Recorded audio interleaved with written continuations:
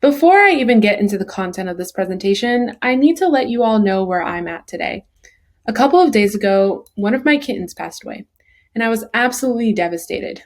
Looking at emails was impossible. Paying attention during work, impossible. Being able to think about anything else, absolutely impossible. So I needed to take a second to recollect myself and take care of what was happening. And of course, I felt a little silly. To some people, he was just a kitten, but to me, he was family, and I was absolutely devastated. And when I recognized that feeling, it was a lot easier for me to navigate it and be honest with myself, and most importantly, the people I work with. And I was able to be honest with my students in ways that I never thought that I would be before. In fact, in expressing my vulnerability, I was greeted with a lot of compassion. In particular, a student not only made me feel better, but also shared an anecdote about their loss and how difficult it was for them. And you'd be surprised the ways in which being vulnerable can often result in people showing up for you in ways you never would have expected.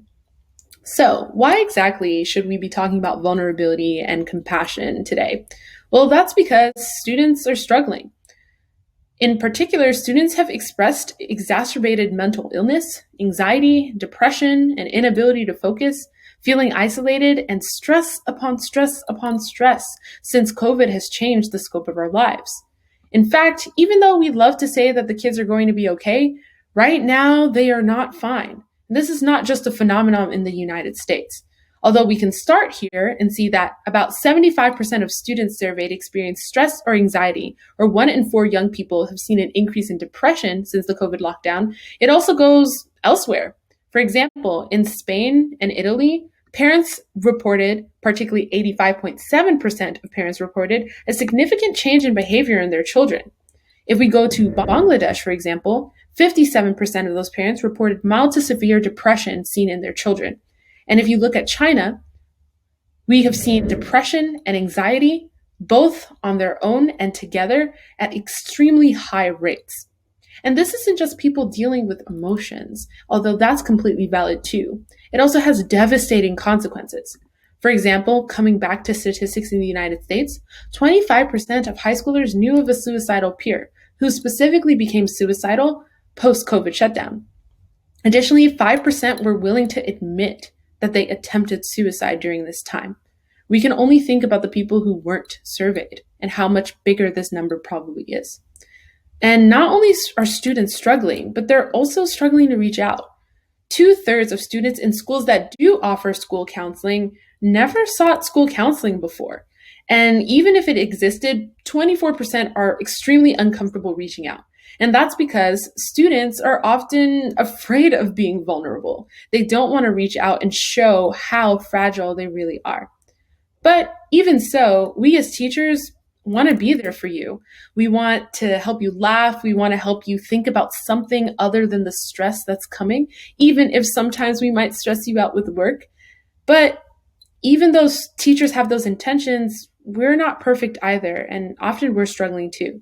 These studies were a little harder to find because we've been focusing a lot on how students are dealing with the change in education during COVID-19, but this evidence is also important too.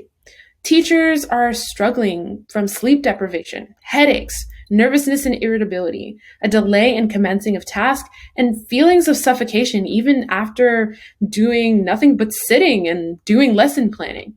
Additionally, some of the few statistics I could find show that teachers are also showing signs of depression. In Louisiana, 40% showed clinically relevant signs of depression. And in Spain, 54% showed signs of depression, 64% were overwhelmed, and 42% were unhappy or depressed. So, what exactly can we do? Well, I believe some of the best ways for us to cope with this deal with embracing vulnerability and practicing self-compassion. Now, I'll talk about the concepts themselves briefly, but this presentation will mostly focus on tips that we as educators and students can use to bring vulnerability and self-compassion into our classrooms. Now, if any of you are TED Talk fans like me, you've probably heard Brené Brown's amazing TED Talk on the power of vulnerability. One of my favorite quotes from it is that the origin of the word courage comes from the word core, which means heart. And it means to completely share your story with your whole heart. Now, it's definitely not something that's easy, and oftentimes we might be embarrassed to wear our heart on our sleeves, but it's possible, and it's a part of being vulnerable and practicing that vulnerability. Now, a number one tip that I can recommend in terms of vulnerability and being able to practice it is doing social emotional learning check-ins.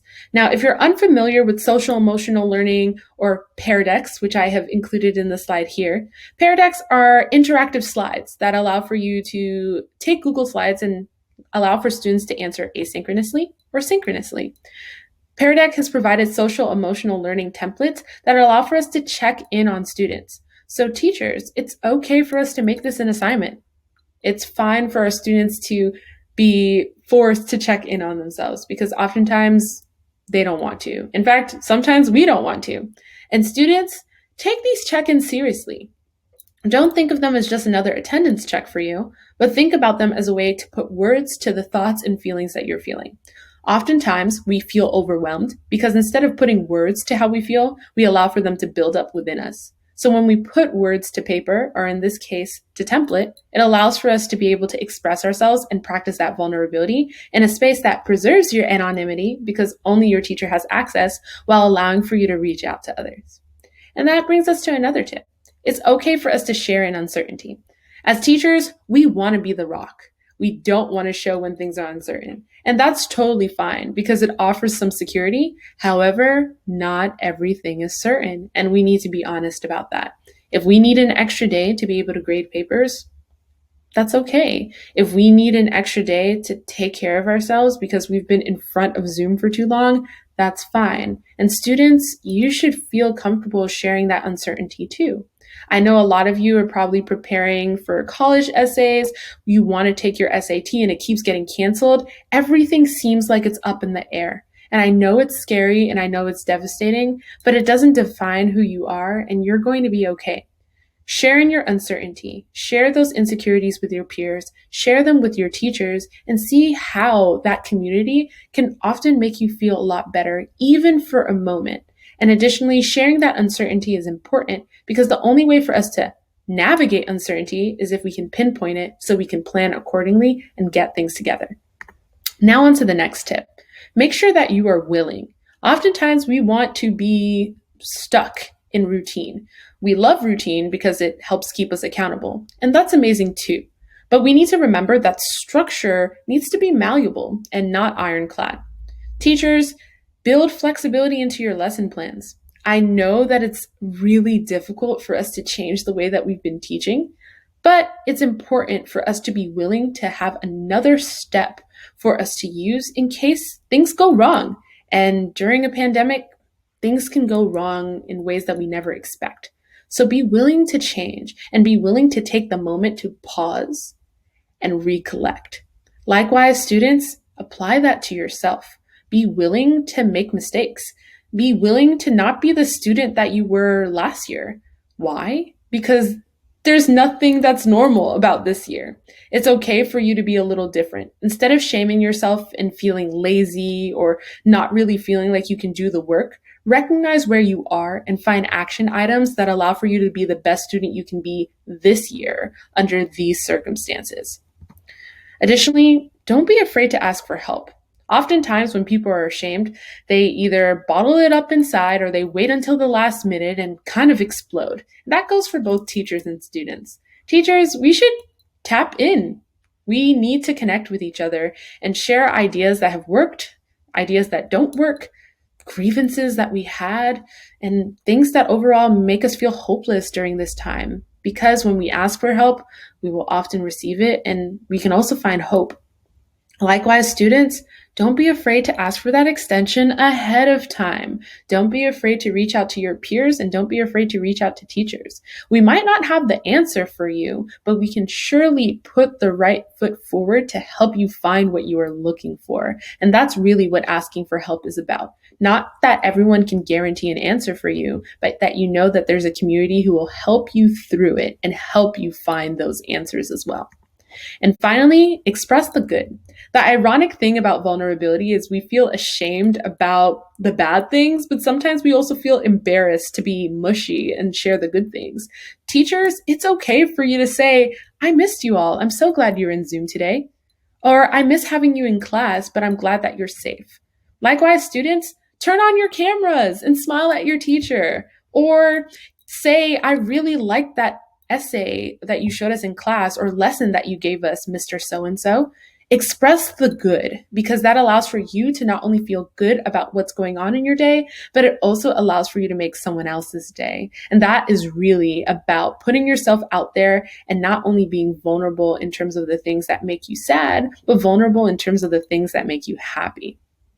Now, maybe some of you are not as familiar with the idea of self-compassion, but an amazing author and critical thinker, Tara Brach, came out with an amazing idea for how we can show self-compassion to ourselves. If you ever feel overwhelmed, you should remember RAIN. RAIN stands for recognizing what's going on, allowing the experience to be there just as it is, investigating with kindness, and natural awareness. And that comes from not identifying with the experience and recognizing that you are separate from it. Your mistakes and your feelings don't necessarily define who you are as a person. Now, I have particular tips that have to do with these particular letters as well. First, starting with R and recognizing. Sometimes we have a hard time recognizing problems because it's all swarming in our head. You should record and document your day. You can use a log, you can use an app. Document how long you spend on your laptop. Document how long you spend grading papers. Document how long you spent writing an essay or catching up on work. If you record this, then you can start recognizing patterns, and you can see how on particular days you feel a little groggy or you feel a little insecure, probably because of the amount of time that you've been spending on something that you don't feel comfortable working on. In order for us to recognize something, we need to be able to see it. And recording and documenting things in a diary or an app is an excellent way for you to be able to kickstart the RAIN method. Additionally, A. In order for us to even acknowledge something, we need to be okay with it. So give yourself time or time yourself, which sounds a little contradictory, but not really. Life goes on even if you aren't feeling great, but you still need to give yourself time to do what you need to do. Going back to my example of grieving, I've still had to do work. I still want to meet with my students, but I'm still sad about my kitten. So I give myself time and I time myself. 10 to 15 minutes in the day are dispersed randomly to allow for myself to feel, either to cry, to check on my other kitten, to make myself feel good by listening to other music, and then I get back to what I need to do. Or if I need an extra 5 minutes, I take that time. Make sure that you're acknowledging how you're feeling and you're not rushing past it. You're giving yourself space to really be yourself. And then investigate with kindness. That's where check-ins come in. You can investigate in terms of yourself and other people. We often check in with others. As teachers, we try to check in with our students and make sure that they're doing okay, but we also want to make sure that we're checking in on ourselves. For example, check-ins can look like the SEL check-ins that I mentioned before, but it can also look like checking in on yourself. If you Google "everything is awful and I'm not okay," questions to ask before giving up, you'll find an amazing worksheet that allows for you to check in with yourself on things that you often don't think contribute to your bad mood. For example, are you hydrated? If not, have a glass of water and see how it changes your mood. Are you working from home or are you learning from home and you're not dressed? If not, put some clean clothes on that aren't your pajamas and see how it improves your mood. Oftentimes, when we investigate where our bad feelings are coming from, they are a little easier to attack than we think. So investigate with kindness, and these are some tools that you can use to help you. And finally, N, that natural awareness. As Tara likes to say, when you do R, A, and I, that's when you're doing the work. But when you get to N, that's when you do nothing and reap the fruits of what you've actually done. So I would recommend doing nothing. Sometimes that looks like literally laying down. Sometimes that looks like turning off your computer. Sometimes that looks like stepping away from your screen. Sometimes that looks like literally nothing. For teachers, if you ever want to incorporate this in your classroom, consider after an SEL check-in, giving students 10 to 15 minutes to do nothing. And that day could be just about that. When we sit in what we have done and what we feel, It allows for us to let go of shame and let go of guilt and really be vulnerable and compassionate with ourselves. So hopefully these tips were really helpful and at least give you something to think about as we are navigating these COVID times. I personally have found it to be very grateful and helpful for me. And hopefully you find it very helpful for you. Nothing is easy, and even things like vulnerability and compassion take work, but there are things that we can do as long as we put our mind to it. So I hope you enjoyed this presentation and you enjoy the rest of the conference.